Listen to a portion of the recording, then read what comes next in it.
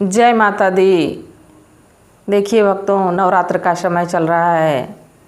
आज छठा दिन माँ का है और नवरात्र की आपको बहुत बहुत शुभकामना।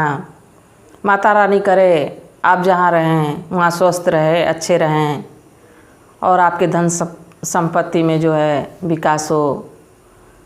और अगर जो मेरी कहानी अच्छी लगे आपको तो लाइक करिएगा और मेरे चैनल पे अगर जो नए हैं तो सब्सक्राइब करिएगा। और मैं आज एक माँ की कहानी सुनाने जा रही हूँ।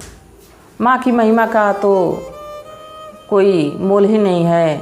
और जो माँ होती हैं वो माँ कभी कुमाता नहीं होती हैं।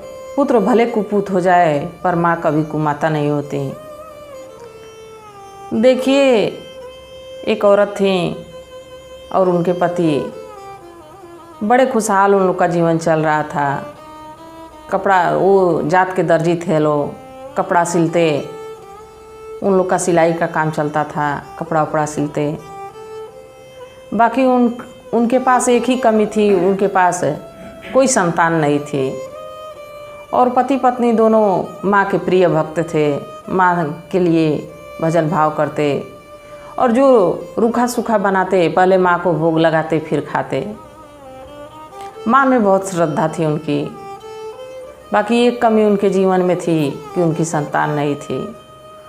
वो जब भी पूजा पाठ करती तो माँ से कहती, माँ मुझे एक बेटा या बेटी हो जाती तो मेरी ज़िंदगी धन्य हो जाती। पति बहुत अच्छा है, हम लोग का जीवन जो है बहुत अच्छे से कट रहा है और हमारी कोई संतान नहीं है। तो माँ की कृपा हुई और उनको एक बेटा हुआ। कुछ समय बीता, एक बेटा जब हुआ, बेटा बहुत अच्छा था, सुंदर था, स्वस्थ था। धीरे धीरे बच्चा बड़ा होने लगा और इधर उसके पिताजी जो है बच्चे के मर गए, स्वर्गवास उनका हो गया। बेचारी अकेले बच्चे को लेके जो वो औरत थी बड़ी परेशान हो गई। फिर भी सिलाई का काम जानती थी, अपना कपड़े उपड़े सिलती और बेटे का जो काम चलाती। धीरे धीरे बेटा 8वीं पास कर लिया। इसके बाद कहा कि माँ मैं शहर जाऊँगा पढ़ने। माँ कही कि ठीक है बेटा, मन लगा के पढ़ो और पढ़ के कोई अच्छा आदमी बनो ताकि इस मुसीबत से छुटकारा मिले। माता रानी जल्दी करें कि तुम तरक्की करो। बेटे को शहर भेज देती हैं। बेटा शहर चला जाता है पढ़ने और दिन रात मेहनत करती हैं, कपड़े सिलती हैं। दिन रात मेहनत करते करते जो भी पैसा आता बेटे को शहर भेज देती। बेटा शहर में पढ़ रहा है। देखिए, माँ जो होती हैं करुणा की सागर होती हैं। माँ तो अपने पुत्र के लिए छटपटाती रहती हैं, चाहे बेटा हो या बेटी। कहीं भी चले जाते हैं तो उन लोग का मन, शरीर भले घर पे रहे, ध्यान अपने बच्चों के पास ही रहता है। वैसे ही माता, उनका ध्यान बस अपने बेटे की तरफ रहता था। कपड़ा सिलती भर थी, शरीर यहाँ रहता था, उनकी आत्मा बेटे के पास रहती थी। जो भी पैसा इकट्ठा होता तुरंत भेज देती कि बेटा मेरा पढ़ रहा है। और बेटा वहाँ बुरी संगत में पड़ गया, पढ़ाई नहीं कर रहा था। उसको किसी लड़की के साथ रहना पसंद हो गया, उससे शादी करना चाहता था। बार बार उससे कहता कि तुम मुझसे शादी कर लो। लड़की टालती रहती क्योंकि उसे तो बस इसके पैसे से मतलब था, उससे नहीं कोई मतलब था लड़के से। बाकी वो लड़की कुछ नहीं कहती ठीक है, वक्त आएगा तो देखा जाएगा।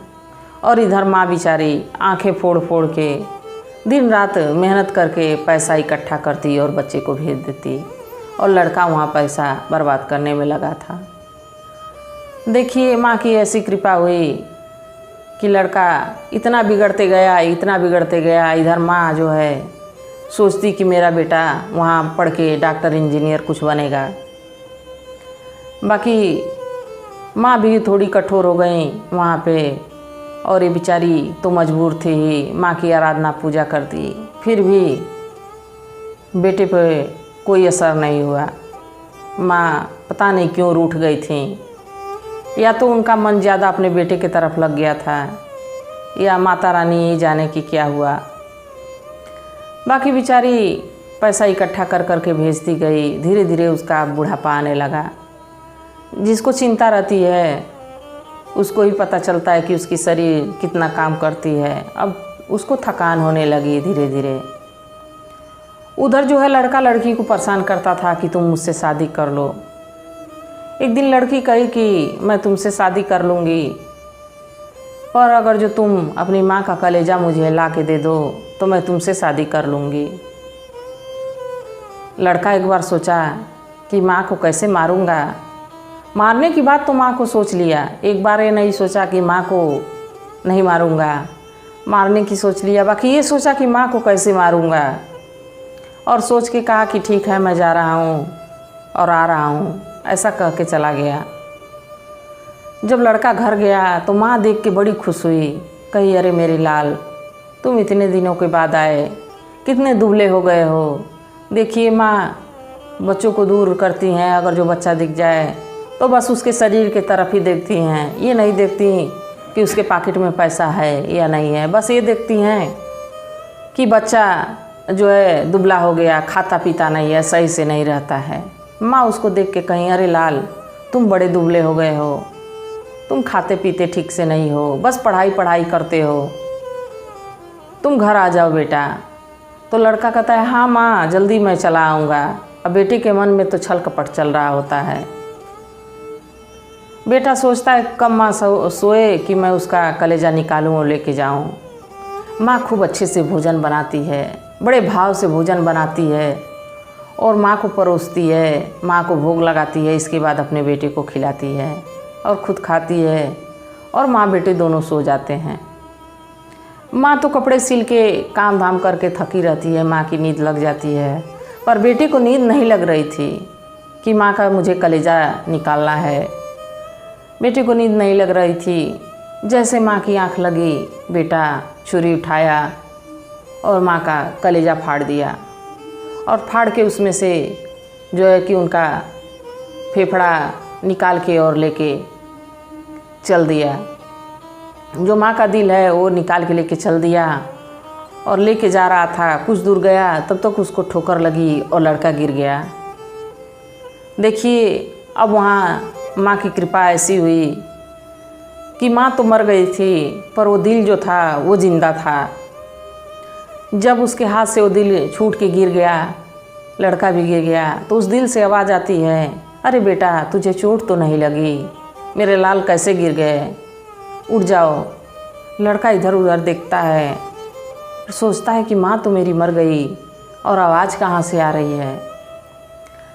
फिर उस कलेजे के टुकड़े को उठाता है और लेके चल देता है। उस लड़की के पास जाता है और कहता है लो मैं माँ का दिल अपने लेके आ गया। लड़की जो है उसको ज़ोर से डांटती है कि दूर हो जाओ मेरे नज़रों से, तुमसे कौन शादी करेगा। अरे जो तुमको पैदा की थी जननी, जो तुम्हारी माता थी, तुम उसके नहीं हुए तो तुम मेरे क्या होगे। वो भी एक औरत थी, मैं भी एक औरत हूँ। लड़का जो है बहुत उसको पछतावा हुआ उस समय, और रोने लगा। रो रो के चीख चीख के चिल्लाता कहता माँ मुझसे बहुत बड़ी गलती हो गई। और दौड़ते दौड़ते जाता है, कुछ दूर पे माँ जी का मंदिर रहता है, माता रानी का।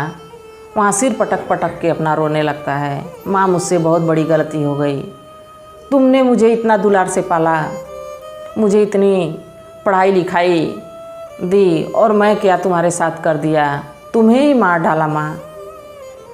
फिर माता रानी को देख नहीं गया, क्योंकि उसकी माँ उनकी परम भक्त थी, और माँ को दया आ गई। माँ वहाँ दर्शन दी और कहीं कि बेटा दुखी मत हो, तुम्हारी माँ घर सो रही है। बेटा वहाँ से बस पकड़ता है और घर आता है तो देखता है कि माँ सो रही होती है। तो देखिए माँ की कृपा सबके घर में होती है, और माता रानी करें कि